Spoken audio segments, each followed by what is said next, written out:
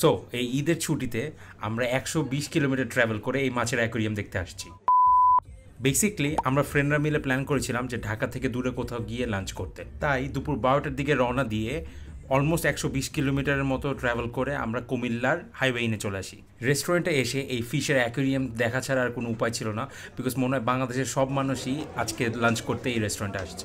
তো অলমোস্ট আধা ঘন্টা ওয়েট করার পর আমরা আমাদের সিটটা পাই, অ্যান্ড অ্যাজ ইউজুয়াল আমরা এখান থেকে খিচুড়ি, চিকেন অ্যান্ড বিফ অর্ডার করেছিলাম। ট্রাস্ট মি, এটা টেস্ট অনেক ভালো। ঢাকা থেকে 120 কিলোমিটার জার্নি করে যেও এটা খাওয়াটা ওয়ার্থ ইট।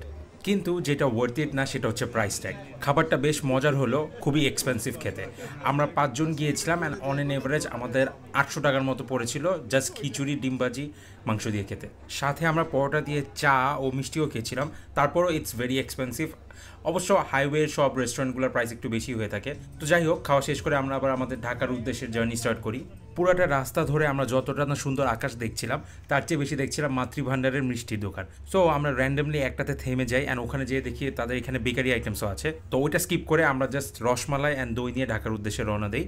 বিকজ কোনটা ফেক অ্যান্ড কোনটা অরিজিনাল এটা আসলেও চেনার উপায় নাই, বাট আমরা টেস্ট করে নিয়েছিলাম, সো মোটামুটি ভালোই ছিল। কিছুক্ষণ পর আমরা একটা র্যান্ডম ফুয়েল স্টেশনে ব্রেক দিই, যেটার ছাদে নাকি একটা অ্যাকচুয়াল গাড়ি শোপিস হিসাবে রাখা। ওয়েল, আরও ইন্টারেস্টিং জিনিস হচ্ছে এখানে এসেও আমরা একটা অ্যাকোরিয়াম দেখতে পাই। Well, it's more like a manmade pond, যেখানে কই ফিশ রাখা ছিল, আর ঠিক এটার উপরেই তাদের রেস্টুরেন্টটা ছিল, যেটা দেখতে বেশ সুন্দর। তারপর আর কি, আমাদের ঈদের ছুটি শেষ। Okay bye.